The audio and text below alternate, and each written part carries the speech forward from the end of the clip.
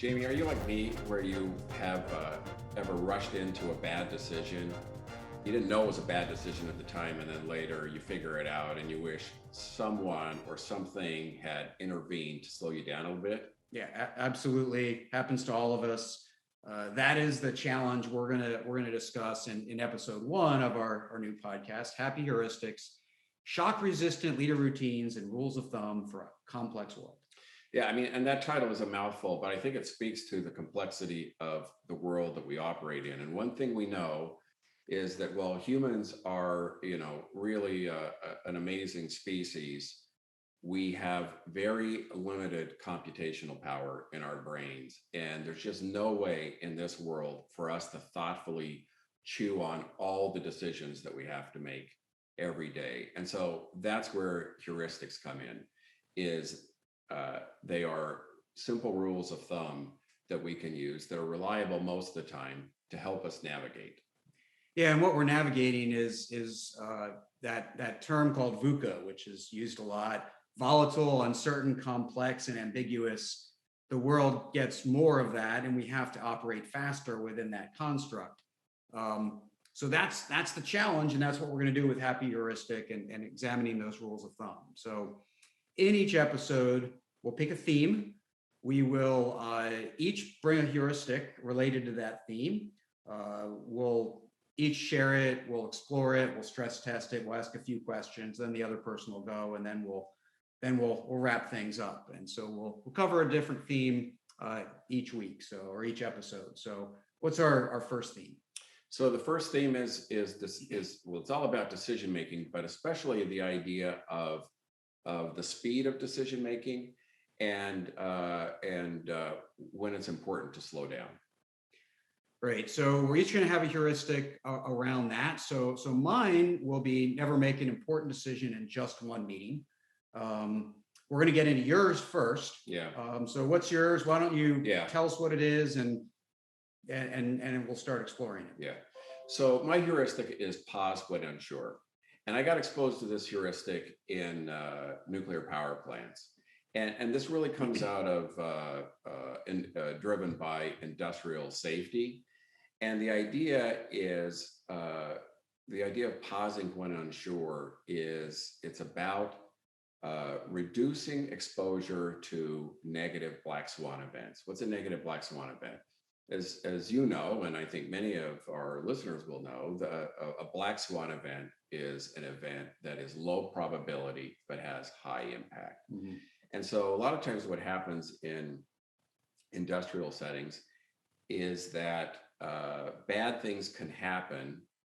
But a lot of times when people don't completely follow the processes, bad things don't happen. And so you can create complacency.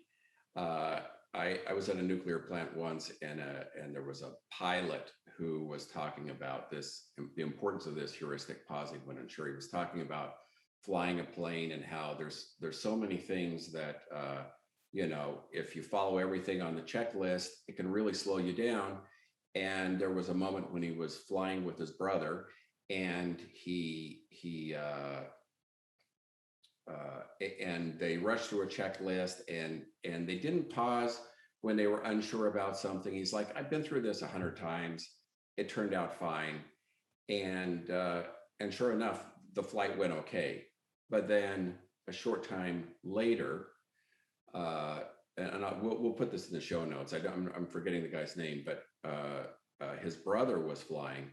Similar situation. His brother was actually killed in an accident.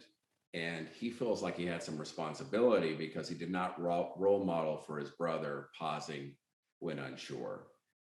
Well, yeah, and so those are big, and the whole point of those black swan events are these high impact events, and nuclear makes a lot of sense, right? Yeah, I grew up near 3 Mile Island. We had to leave our home, but that's it, right? That's the event in our country's history. And so most people working in a nuclear plant won't even remember that, which is really the point, is it's low probability. If you get complacent because you're like, oh, this is never going to happen. So that makes a ton of sense in a nuclear setting when flying a plane. What's the value of it in day-to-day life and Yeah. leader life? Yeah, I think about this all the time because I think, obviously we're not all working in with the kind of with the high stakes situation that nuclear power plants are in. But I think the idea is to buy cheap insurance relative to your downside risk. So here's a couple of examples.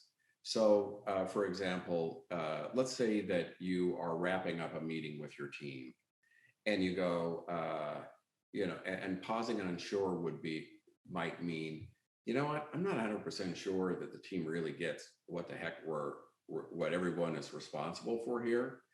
And so at the same time, the meeting is sort of like you're all ready to be done, especially if you're on Zoom. Everybody wants to take a bio break. Everybody wants to get out of there and move on to their next thing.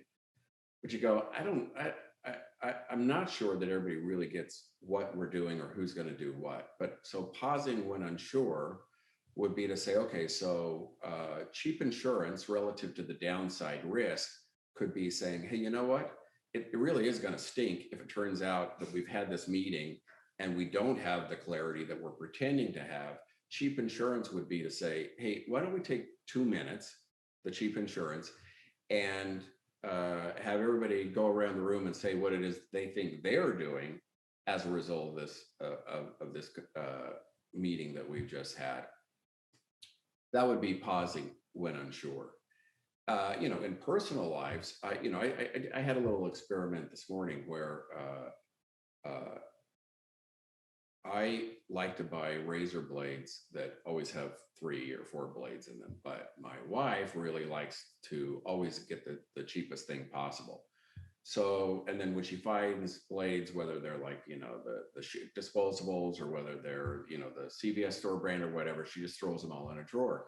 And one time she bought these blades and they looked okay, but like every time I used them, I was cutting up my face. And so I tried to root them all out, but they're all green, they're all in a drawer. So like these terrible ones, these terrible ones, I think I rooted them all out. So, I mostly have not been shaving during COVID, but I thought, Jamie's gonna look good today. I want to, clean up a little bit. So I get a fresh blade and I get in the shower and I start to use it. And I go, this is one of those. This might be one of those. I'm like, so pausing when unsure would mean, hey, you know what? I'm not going to shave. I'm going to show up unshaven. I thought, you know what? Actually, it'd be a little more of an interesting experiment if I don't pause when unsure. And so, that's why I'm showing up with, these nicks on my neck and upper lip as, an added feature for today's podcast. And, when I get home, Tanya's going to say, why were you bleeding into our towels this morning? But that's an example. Cheap insurance would have been pausing when unsure would be to say, it turns out this blade is one of the bad ones. So how about I don't do that? Now, when you have, a lot of times, if you are constantly finding yourself pausing when unsure over the same things, then that means you probably need a process improvement. Yeah. So that's a place where it wouldn't work. But just to talk about where it would work, you're not just talking about, like, hey, should we do this merger or should we hire this new CEO or, those types of massive decisions that have big consequences. Because as you said, you're talking about cheap insurance. Your pause is not a significant investment. It's a small investment to give you a little more confidence that you're making the good decision. So this really is, I guess when hearing about it first, it sounds like a low use heuristic, but it really is a high use, almost everyday kind of heuristic. Yeah, and I mean the more colloquial term that means pretty much the same thing is measure twice, cut once, because again, cheap insurance, so it definitely has day-to-day impacts, and it also for big decisions like a merger or big things like that, it is about taking the pause to really reflect on things and do some latent processing. Yeah. Yeah. So this can be done for individuals, as you talked about. Should I really send this email? Let me just save it as a draft for a few moments or Right. a day, all the way through. Should we lower our price for our biggest customer, which we can't undo, right? So Right. so all sorts of things, and it can be a group one, which is more likely the latter, and it could be an individual one, which is, do I send that email? Right. Cheap insurance. I'm a big fan of cheap insurance. And what counts as cheap is relative to the downside risk. And taking into account that it's not just what probably happens, but it's also about reducing your exposure to bad things that are not highly probable, but are really going to stink if they do in fact happen. Yeah. So yeah, we're talking about how to move faster with heuristics, right? So in some ways, this is the opposite. It's going slower, but that, I think, is key for this particular heuristic, is the trade-off between how much extra time, how long is that pause relative to the downside risk, which means we have to have at least enough intuition and experience to quickly assess what the downside risk is. So is that required to make the use of this heuristic work? Yeah, I mean, I think part of it is, part of why it works so well in nuclear power plants is that it becomes part of the conversation. It gives people license to actually pause, or to pull the end on cord from a lean perspective. It makes it safe to do that in situations that would otherwise be pressurized. So yes, I mean, it requires some experience. I think if you're going to use it well in your day-to-day life, but I also just think getting it into the conversation, getting into your head, helps create the conversation and create the meaning where people sort of discover what counts as cheap insurance and when to deploy it. Yeah. So let's also talk about the big limitations, because you and I have both worked in a ton of organizations where they are so freaking slow and it's so hard to make a decision. And, they could say, hey, we're just pausing when unsure, yes. Right? So I've been thinking about this a lot, because this definitely has limitations, because sometimes pausing when unsure just means stopping. Well, yeah, and the term analysis paralysis comes to mind, right? Where you do get paralyzed pausing, right? Yes. So pausing means stop, because we're stuck looking at it forever and ever, and we can never move on. Yeah, and we live in a probabilistic world. I mean, we talked about VUCA, and the U is uncertainty. So if you're pausing when unsure, well, actually, in today's world, you were always unsure. Yeah, right? you're never going to get to zero uncertainty. Yeah. So here's what I think might be probably an oversimplified, but potentially a useful distinction, and that is, what kind of risk are we talking about? Because let's take what we're doing right now as an example. Like, if I was strictly applying the heuristic of pause when unsure, we wouldn't be doing this podcast, right? Because we don't know for sure that this isn't going to suck, right? This could totally suck, right?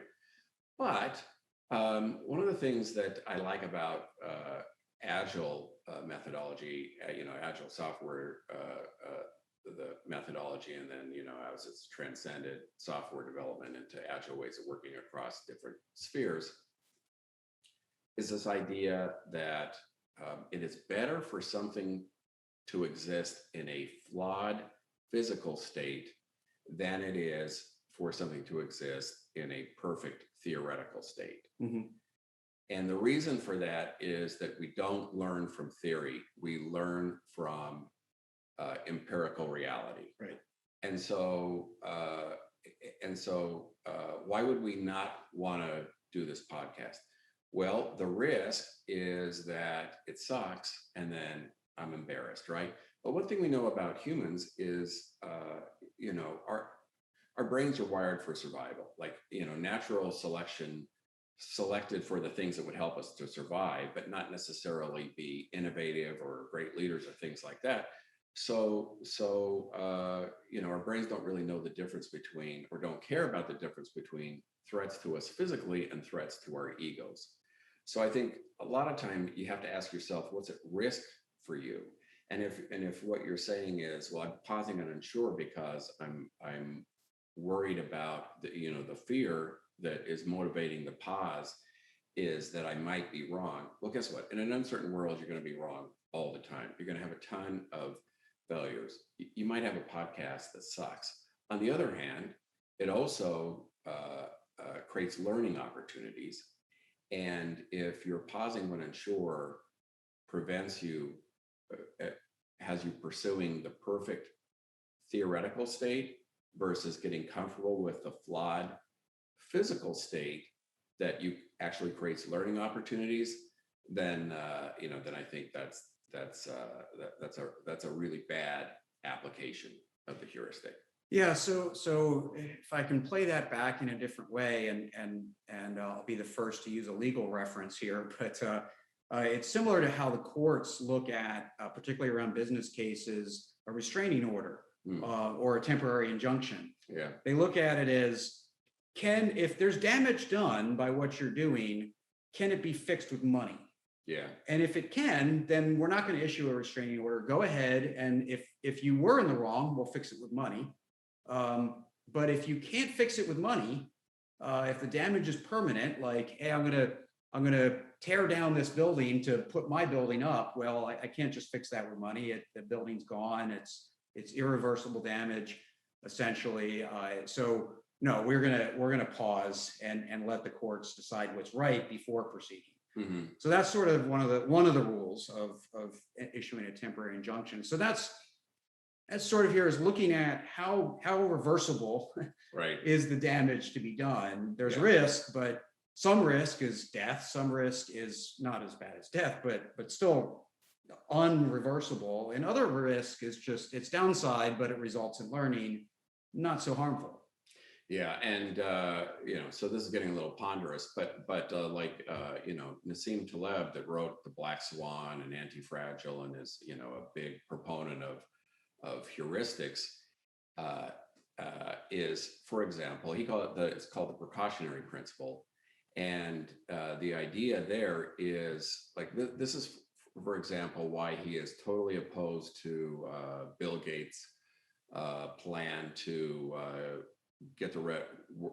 rid the world of mosquitoes, because his point is, that of course that would be great if we got rid of mosquitoes because they spread malaria, and malaria kills a lot of people. But in a complex, uncertain world, you don't know what the unintended consequences of getting rid of mosquitoes is going to be, and the effects could be so devastating that you can't sue Bill Gates or anybody else to get appropriate damages. Right. And so therefore the precautionary principle has to come into effect. So that's like, pause when unsure, writ large. Yeah. So yeah, I think there's, big micro applications like,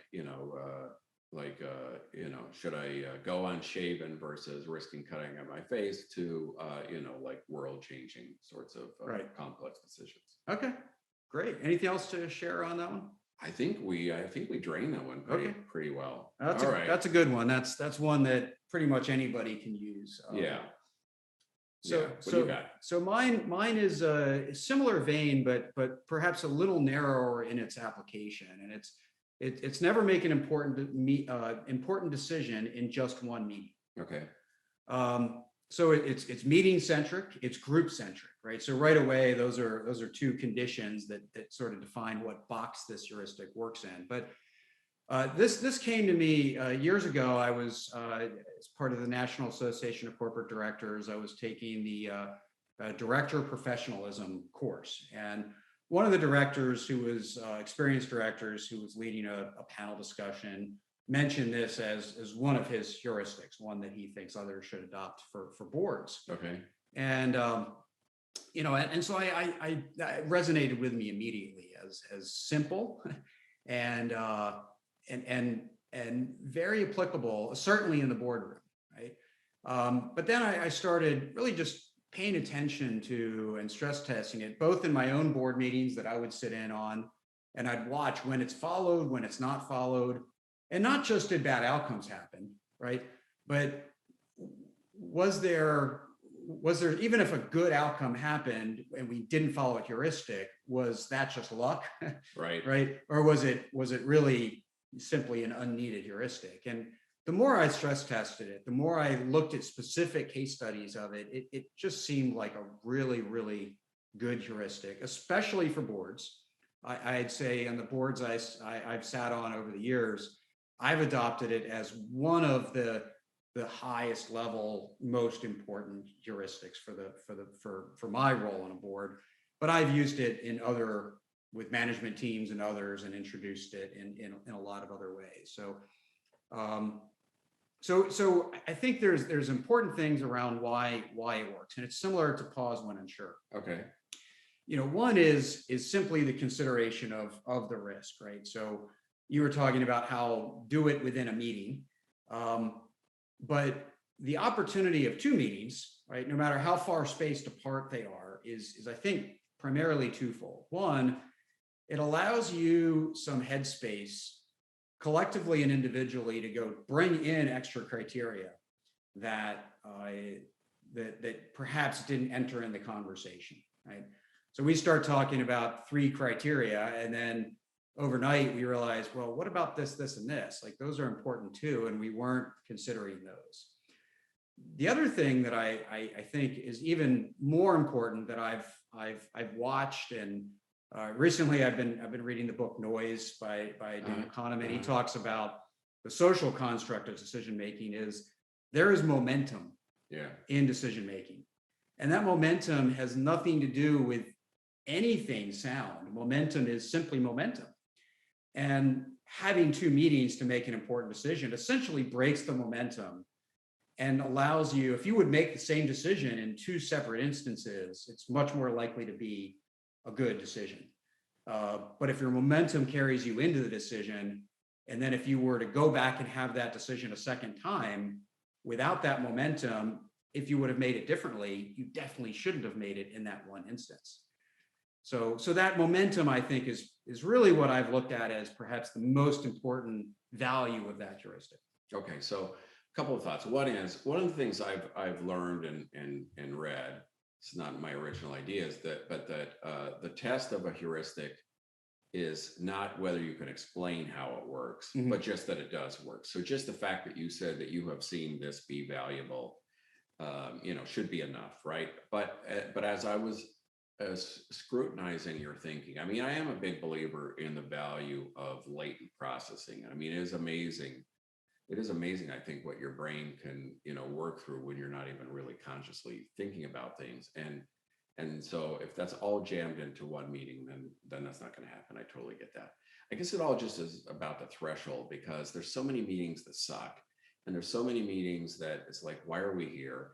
And decision rights are not clear. And so I guess my anxiety about this heuristic is knowing what the threshold is, and also just knowing that, just like when pausing when unsure, that it's like, it could be used to justify a lot of, slow indecision, when really it would be better to just, do something, try something. So what do you think? Yeah, so I think that's important, because it's, well, let's make that in the future. Let's decide later, and we could make every decision that way, right? So, in the heuristic, I include the word, or the other person included the word. I wish I remember who said it.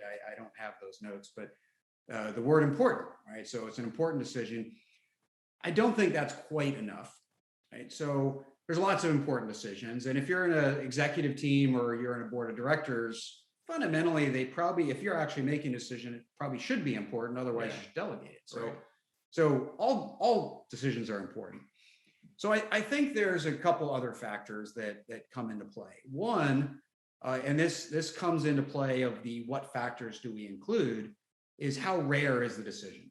Okay. Right. Okay. Right. So if on a board we make decisions around capital frequently, and so that's a frequent decision. We know how to look at it. Is this necessary? Can it be delayed because you don't want to spend capital if you don't need to? What risks are there? What's the balance sheet look like?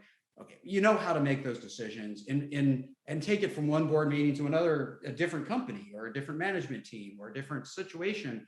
Same criteria, right? So it's not likely that other criteria are going to enter it because you already have your algorithm for making that decision. But if you're firing the CEO, if you're making an acquisition or a merger, um, if you're looking at a massive reorg, you probably aren't doing that often, right? So you lack the muscle memory, the algorithms, the well-balanced set of criteria to make that decision consistently and rapidly. Okay. Okay. So I think that the rarity of the decision is one factor. I think the emotional aspect is another one, because I think the emotional aspect is what really builds momentum, right? Yeah. Is there, whether it's fear or anger or frustration or excitement, hey, somebody's made us an offer. Well, look at the return on our stock. Look at what we can do. Somebody's made me a job offer. Ooh, look at the bonus signing they're giving me. There's a lot of excitement in that, right? So it doesn't matter if it's risk or excitement.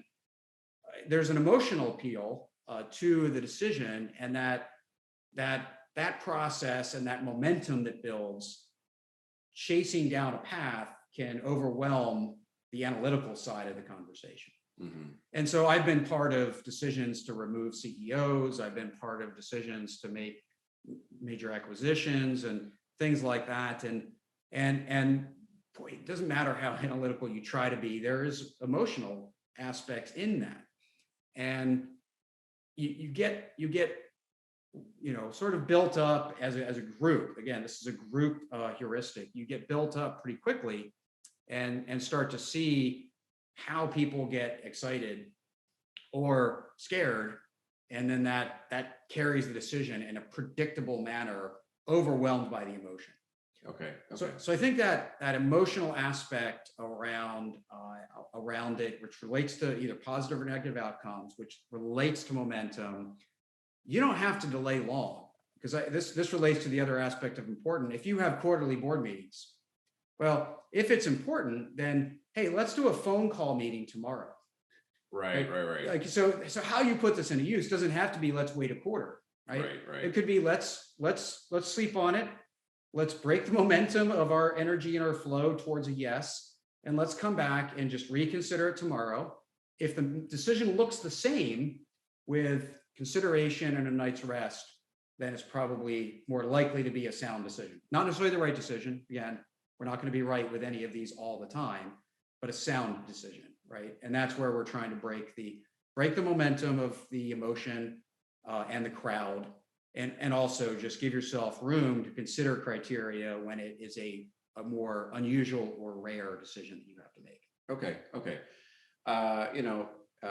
Annie Duke, the former poker champion, who I'm a big fan of, says, says it really simply: in life, our outcomes are determined by two things: the quality of our decision making and luck. And we can't do anything about our luck, so we really have to focus on our decision quality, and that means knowing, in part, some of the biases or skews, obstacles to quality decision making that we're predictably prone to. And I think that is, and so when you, I think that's the key thing, is that if you know that momentum, I like how you describe it. If you know that one of the risks of a quality decision is like that emotion or that momentum can prematurely push you to a place, then that becomes, I think, a good nudge. That becomes sort of like, decision-making architecture to say, if we are prone to that, then even waiting a day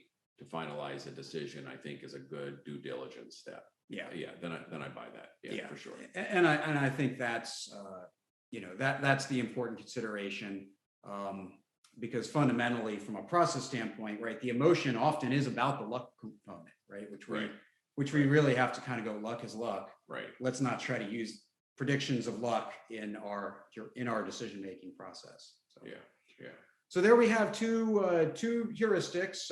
One, yours is much broader. Mine's more specific to both teams and meetings, but all related into the same theme of how when we make decisions. So I'd like to thank everybody for joining us for the episode 1 of Happy Heuristics.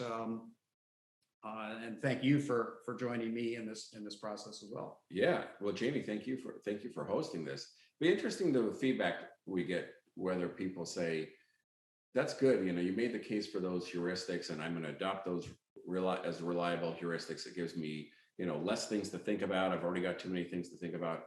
Or whether they say, in thinking about the application of those heuristics, now I've just got more cognitive overload. But I hope it'll be interesting for people, regardless.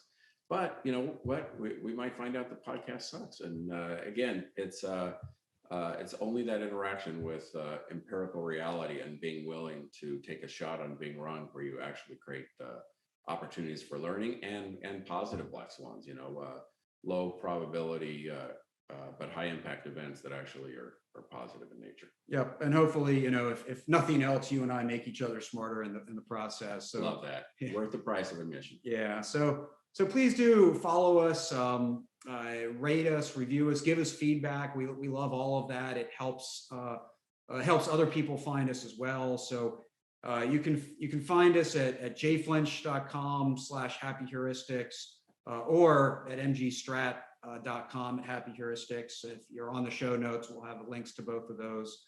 And just to wrap us up, we like to plan on leaving with a simple heuristic, a fun one. Yeah, this bonus heuristic is actually one of the oldest known heuristics that we'll leave folks with, which is if it smells bad, don't eat it. Very good.